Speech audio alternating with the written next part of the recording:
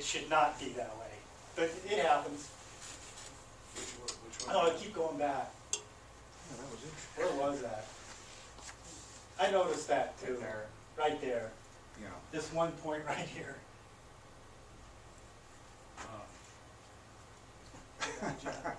My guess is that it got, somehow the bottles got switched, but.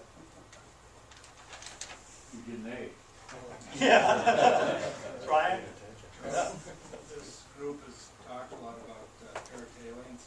Uh-huh. I'm just curious with your data on the base flow, at least on the zinc and the copper, pretty much at compliance. So where I'm going with this question is, from all this data, where's the paratailings fit in with what you're saying? And then the storm events, I don't know. I couldn't really tell, you know, from where the samples are and everything. Are you getting storm events that are pushing some groundwater through, or are Yeah, but you it's, capturing and stuff? And then kind of the bigger question is, with everything you're seeing, I mean, what good does it do remedy-wise, I'll say remedy, to remove the paratailings? the question with the parrot is sort of more complicated. So we can say for right now, remedy is fairly successful at getting groundwater out of the stream, contaminated groundwater.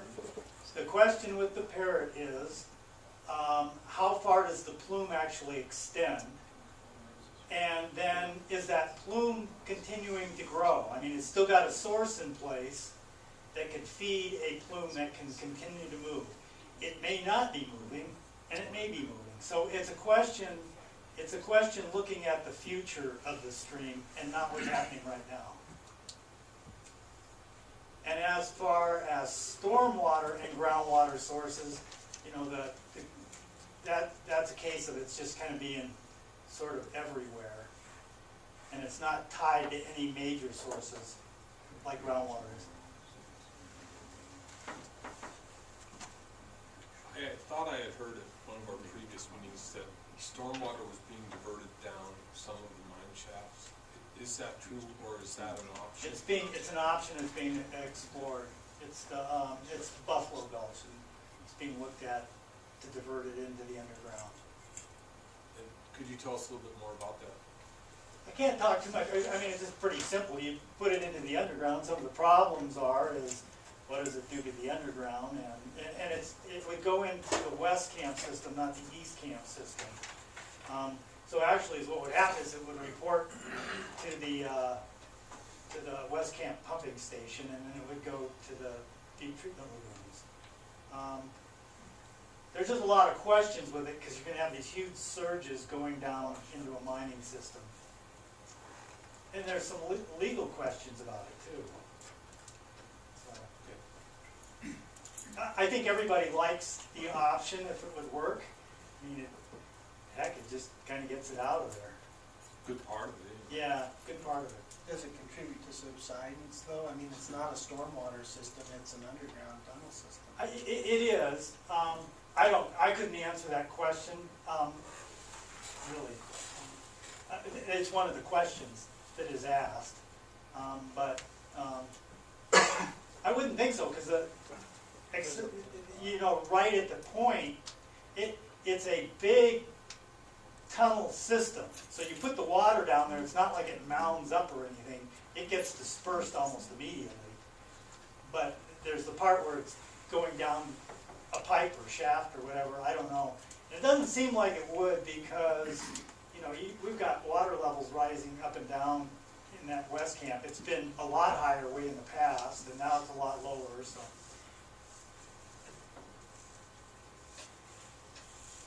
Any more?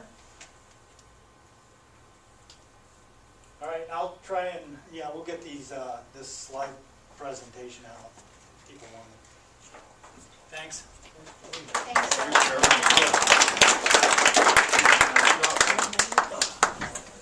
Elizabeth? Could I make a real short statement? I'm Henry Elson from EPA. Ferris Parks, the RPM couldn't be here tonight. I'm here, but I just want to echo that Joe's analysis of the stormwater problem is a great one, an accurate one, and we agree with it. Stormwater really is a problem, and it's why, part of the reason why we issued the UAO was to get going on stormwater actions. In the summer, spring and summer on stormwater, including the hydrodynamic devices, which we're really hopeful will lead to some great improvements. The Buffalo Gulch retention pond, catch basin, we're looking at things like that. So we agree with DEQ that stormwater is a problem, and we're trying to push remedy there. I heard sort of some disparaging comments about getting remedy going, but remedy's been going on this for a while. We did a removal action that built those Missoula Gulch retention basins. That was what EPA ordered and got going, and we got the diversions going up by Berkeley Butte. Now we're moving into the next phases. It is a complicated process, and it does take a lot of data analysis to look at where your problem is and what the best bang for the buck is. And that's the process we're going through this 15-year program. But we sure do agree it's a problem, and we want to work with it. I also wanted to say something about your golden opportunity comment. And that's exactly how I look at it, Elizabeth. We're anxious for the state trustees to come up with a plan, and so that restoration and remedy can be matched. That's what that language is meant to say, is, you know, how can those things be coordinated? Right now they can't be, because the money is in an account and it can't be spent right now. But once your plan gets going, you know, I think there will be real opportunities to work together, and that's something EPA looks forward to. So I just wanted to add that. Can I ask a quick question? Sure. And back to Larry's question on projects for this year, would it be possible to get your list of Sure. what's going to be done this year? So Yeah, I we made a note of that, and Great. somebody will get in touch with you, Elizabeth. Okay, thank That's you. a great idea. Henry, just a quick question. So that language, did that come from us and then you guys worked with it? Or where did that language come from? Oh, it was language that was Neutral? developed as we Okay. were writing the ROD, Okay, and it reflects EPA's thinking, the state's it thinking. does. Henry, if I may, you got an interesting statement there. It said you're waiting for us, the state, to come up with what we're gonna do before you can tie in remedy actions to what we're doing. And we're moving forward. And understood, We've I'm gotta- curious why you'd be waiting for us to come up with what we're gonna do.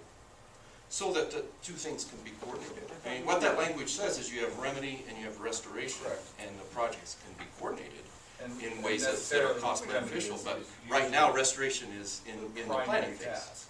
Pardon me? Remedy is the primary task, restoration is the secondary, although they can occur coincidentally. But it was curious, your statement, that you're waiting for us to come up with our plan such that you could figure out what you could do with your side. We're not It's a waiting, curious but statement. we're anxious for it to be developed and to Understood. look at these golden opportunities that Elizabeth mentioned. Excellent. I'm anxious too, Good. on the other side, because we've been waiting for a couple of years now. We keep setting a trigger date that's based on estimates, so. But based on remedy to come through, so that we can determine how to restore after it's been remediated. Yeah, remedy's been going on since the ROD was issued in 2006, and it's going on now. It's part of the reason we issued the UAO, was to be really clear about what's going on and what's happening. A lot of good stuff is happening under remedy. That data shows that those trend lines are good trend lines.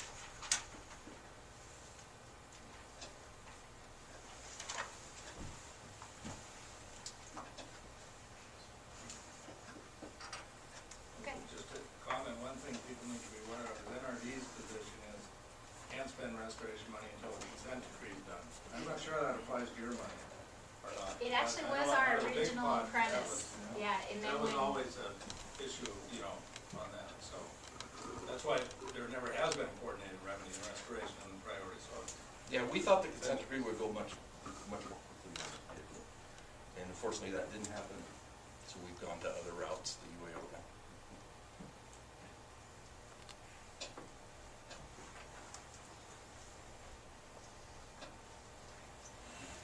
all right, any other questions?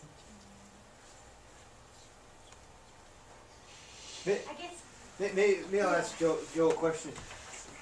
Joe, during the high storm events, let's say a 5 to 10 year event, you know, maybe 1 or 2 a year, how far downstream do you think those high levels that are acute to trout, if you would, how far down would you say that goes? 2 miles, 8 miles?